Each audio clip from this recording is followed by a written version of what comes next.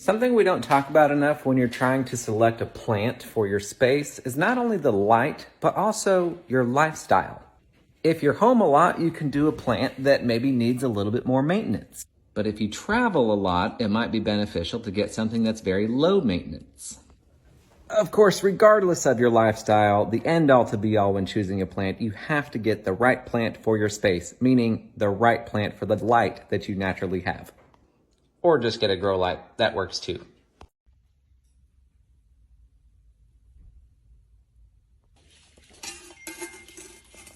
Oh, so I was making plants with them. Mm-hmm. We have the bussers.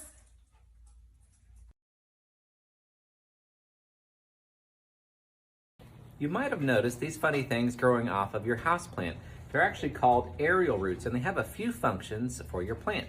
The first function is just anchoring. They will climb up trees, they will root into the ground and really give the plant a solid foundation so it doesn't fall over and break. Their second and third function is to gather moisture and nutrients out of the air. So it's kind of neat to just have them out just like this, and they can gather moisture and nutrients just as they normally would in nature. Although we don't have as much of that going on within our homes. Some people don't really like them and they will clip them off. That's perfectly fine to do. I personally don't do it. I like to keep them on the plant and actually just redirect them back into the soil so they can take up more moisture and nutrients for the plant.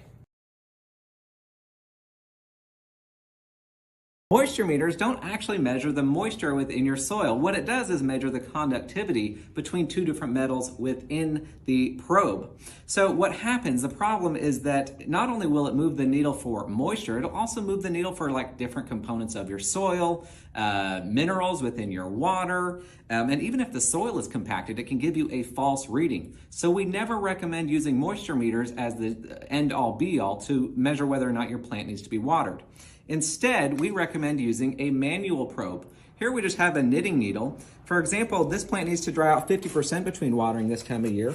So what I'm gonna do is I'm gonna measure about 50% down, stick my probe down into the soil, and then it comes out dry. Then I know that it needs to be watered. Stop relying on these silly moisture meters, they're a scam.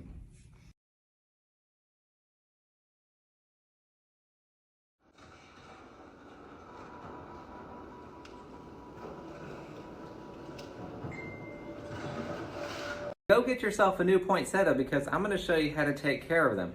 First off, to maintain this nice color, we're going to make sure to give them a nice wide view of the sky. Now I know these are used very seasonally during Christmas time to color up your house and for decoration. So it's perfectly fine to put them out on display for, a week at a time. But really, if we want to maintain their health throughout the season, we want to make sure to give them a very wide view of the sky. As far as watering goes, every time that topsoil dries out, come by here every couple of days, check the topsoil. If it's about to dry out, give it a really good thorough soak. You know when a sponge is about to be completely dry?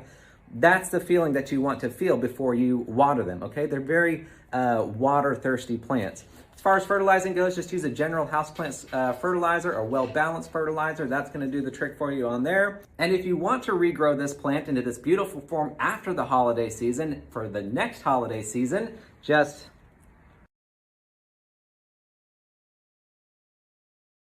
here's how to water your fiddle leaf fig in the wintertime.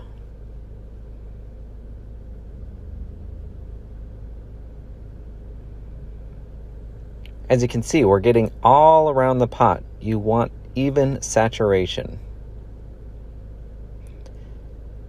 Remember, it doesn't matter what time of year we're in, dormancy or growth period, whenever it's time to water your plant, it needs to be 100% saturated. In fact, that's the only real way to create a very strong root system, a very robust root system. You don't want the roots to have to go looking for moisture. Bring the moisture to them. A lot of people think this is overkill, but this will create a really strong root system. And of course, always let your excess water drain out and then put it back in your decorative pot. Do you need a humidifier for your houseplants? Most houseplants we have on the market today come from tropical and subtropical regions. And a couple of things that make a tropical region are high temperatures and high humidity. So that's the main reason why people think you need to have humidifiers in order to keep happy houseplants. But have you ever looked into how a houseplant becomes a houseplant? It basically goes like this. So someone goes out into the jungles of usually in South America or South Asia, and they find a plant that's way deep into the canopy that's getting massively shaded out by larger plants above it, big trees and whatnot. And this is the first indication that a plant might be a houseplant because it can survive in really deep shade. That's going to be somewhat equivalent to like bright light in our homes. Thinking of the roofs of our houses like the canopy, like the trees that would naturally be shading it out. So they take these plants and they put them through some tests. The first test being they put it in a dark room, absolutely no light and no care. And after 2 weeks, if it comes out and it's in perfect health, then it has potential to be a houseplant. What's great about tropical plants is that they like it very warm. Humans also like it very warm. So if it's comfortable within our homes, it's usually comfortable for the plant. Okay, but you want to know about humidity. So another test that they do is, even though the plant grows naturally in a very humid condition, will it adapt appropriately to average household humidity? If the plant adapts well to the average household humidity, usually like 50, 60%, then it can become a houseplant. So even though having a humidifier around your plants is perfectly fine, in more cases than not, it's not required to grow happy and healthy houseplants. In fact, in our own home with over 100 houseplants, we have never used a humidifier, and we have big and beautiful and healthy, thriving houseplants. These plants don't need soil to grow. These bromeliads usually grow on the sides of trees, so it's really fun to display them that way within our home. My favorite part is how the leaves act like rain gutters and funnel water down towards the roots.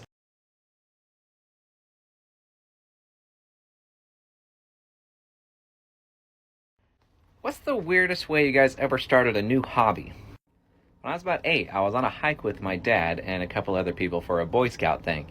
And we were walking through this meadow. It was lush and green, and out of the corner of my eye, down on the ground, I see a little blowgun dart. I didn't know it was a blowgun dart at the time, but that's what my dad told me. When we got back to camp, I found an arrow and I took it apart so that I could put the blowgun dart in it and shoot it. And I shot that thing so many times that weekend that the skin on the inside of my cheeks was literally like peeling away. I would just shoot that one blowgun dart over and over and over. Eventually, my dad got me a blowgun, my brother a blowgun, and of course himself a blowgun. And for the next couple of years, I studied everything I could learn about it, what tribes traditionally use them, how to use them. I would shoot flies, I would shoot all sorts of things, and I actually got really good at it. And anyway, it's just a fun little memory and a weird way to get into a hobby. Hey, come here. I'm going to show you how to get rid of fungus gnats. The first thing to know about fungus gnats is that they have a life cycle of about 5 to 6 weeks. So it's important to set that expectation from the get-go that it's going to take about 5 or 6 weeks to completely eradicate them. It's also worth noting that they're not going to kill your plant unless it's a serious infestation, like you're not able to stay in the same room as the plant. They're not going to kill your plant. They're just really annoying. Now, there are 3 life stages to the fungus gnat: the egg, the larva, and the adult. And it's important to address all 3 stages to completely get rid of them.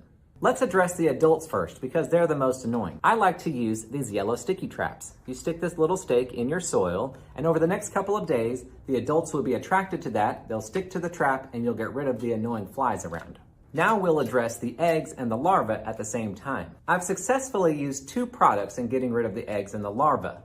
They both work equally as well, but if you have one on hand and not the other, it's nice to have some options. First up is neem oil. I think everybody should have neem oil around their house if you have a lot of plants because it has so many purposes. What you're going to want to do is get a concentrated, cold-pressed, all-organic neem oil, and you're going to water your plant with a diluted solution of neem oil. That's going to seep down into the soil and kill the eggs and the larvae. So for the next 6 weeks, every time your plant needs watered, water with this diluted solution of neem oil to ensure that you get all of the eggs and larvae. The next product I like to use are mosquito bits. This is another great product to have around if you have a bunch of houseplants. You can just sprinkle these little granules on the top of the soil, and then for the next 6 weeks, every time you water your plant, a little bit of this product will go down into the soil and kill the eggs and the larvae. After then, you should be fungus gnat free. But the most important part of all of this is how to avoid fungus gnats in the first place.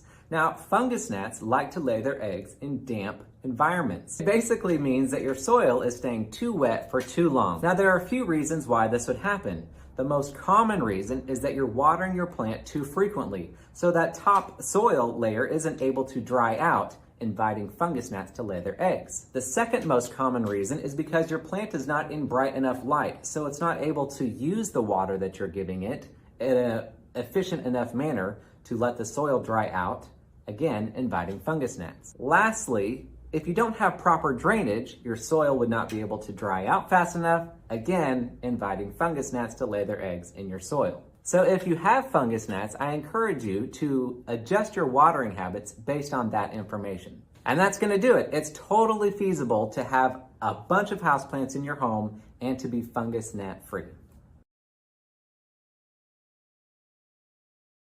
But this one has red stuff all over it. Just this one. This is one of the best things about fiddle leaf figs, and which makes them much more forgivable than people will give them credit for. So those red spots are called edema, and it's spelled differently than human edema, but it's basically the same thing. So what's happening is you're watering your plant too frequently, and so but I'm waiting for it to be. I wait for it to be totally dry though. Is that still too frequently? That's the only way to get edema. Oh. Yeah, Well, that's the only thing okay. that's the only thing those red spots mean. That's 100% edema means you're watering too frequently, because literally what's happening is the cells of that leaf filled up with too much water and they burst. It's very common if it's your first winter. What happens is we get into a routine in the summertime. The summertime means we have very sunny days, very long days. And so let's say what's very common is like, oh, I water my fiddle leaf fig once a week, or I water my plant once a week in the summertime when I got my plant.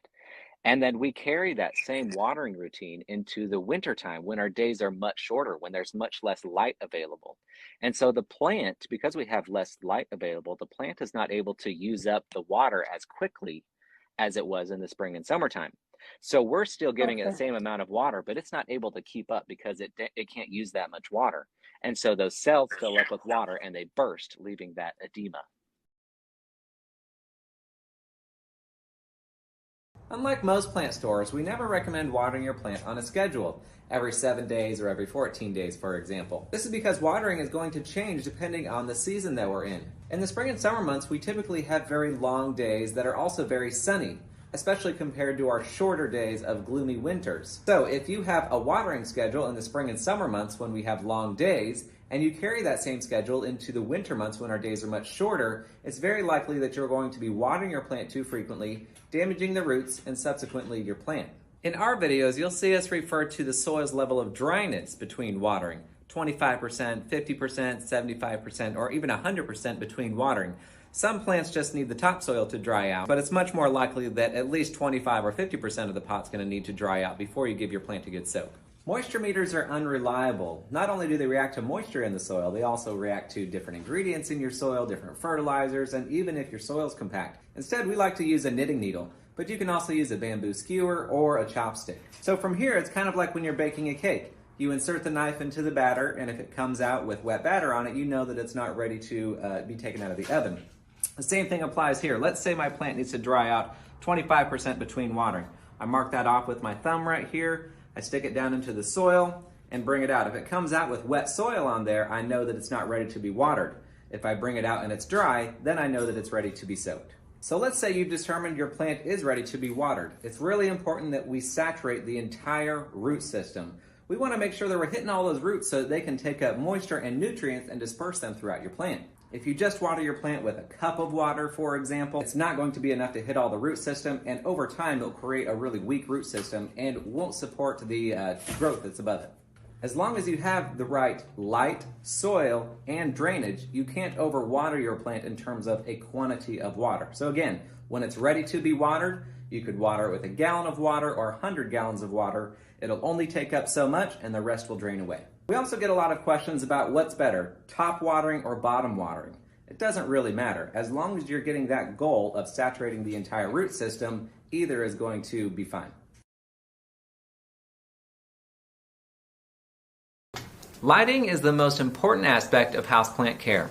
It doesn't matter if you do the perfect watering, have the perfect fertilizer and humidity. If you don't have the right light, nothing else will matter. Now, because the way the earth is tilted, we have a hierarchy, a light hierarchy, and in the northern hemisphere it goes like this. South has our longest exposure of light, so it's typically our brightest windows. West is next, and then east, and then north. But it's important to note that north does not provide bright light year-round. In the spring and summer months, it's perfectly fine, but in the fall and winter months, it just doesn't have long enough days to give us that bright light. In this video, I'm going to show you how we teach how to interpret the difference between bright light, medium light, and low light. We determine light by the plant's view of the sky and the direction it faces. This is a south-facing window with a wide view of the sky, so this would be considered bright light. This is also a south-facing window, but you can see the plant's view of the sky is very little because of the awning and the mature tree we have outside. This would be considered more of a medium to low light scenario.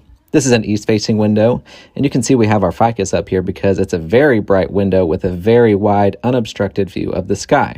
I want to show you more specifically what we mean by a plant's view of the sky.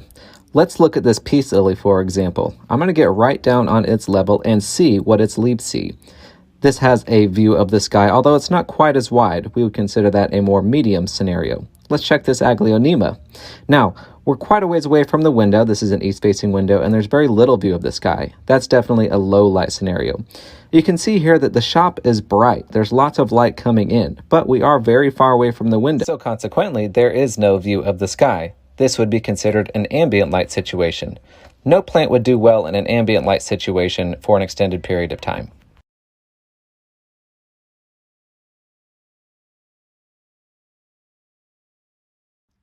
Grow lights are definitely going to be your #1 friend in low light areas. With a powerful grow light like this, you can literally grow anything you want. So even in the darkest areas of the world with the least amount of light, you can be successful growing anything from monstera to ficus to even food if you really want. That particular one is from Soltech Solutions and is the Aspect Pendant Grow Light. We really like them because not only do they work really well, but they're also pretty stylish, so it doesn't look like a hoarding situation. And yes, they are on the more expensive side, but trust me, it's worth every single penny. Oh, and they also come with timers so that you can set it and forget it, making sure that your light is getting, or your plant is getting all the light that it needs, regardless of whether or not you're home. So there you go. Get yourself a grow light and you can have a nice tropical feel, even north of the Arctic Circle.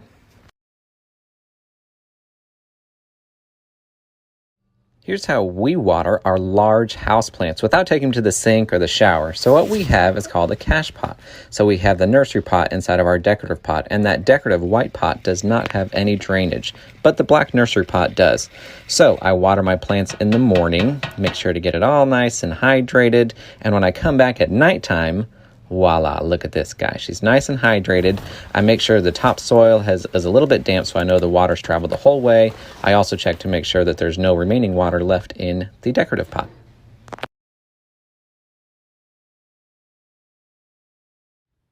Not having luck with your money tree, huh? I'll show you how we take care of them. First off, it wouldn't do well this far away from the window. They actually prefer to see a wide view of the sky. Put your phone up right where the leaves are and check the nearest window. If the plant can't see wide open, blue, unobstructed sky, move it closer to the window so it can. But actually, the #1 reason we see people kill these plants is because they water them too frequently. Here's how we water ours. So you can see this bad boy is holding a ton of water, okay? So we want to let this dry out about 50 to 75% in between watering. You can even let it go 100% between watering if it's really mature like this. Here's how we check that. We use a knitting needle, but you can also use a bamboo stick or anything that can really probe the soil. And let's say we need to measure 75% down from the top of the soil all the way down to the pot. This is probably about 75%.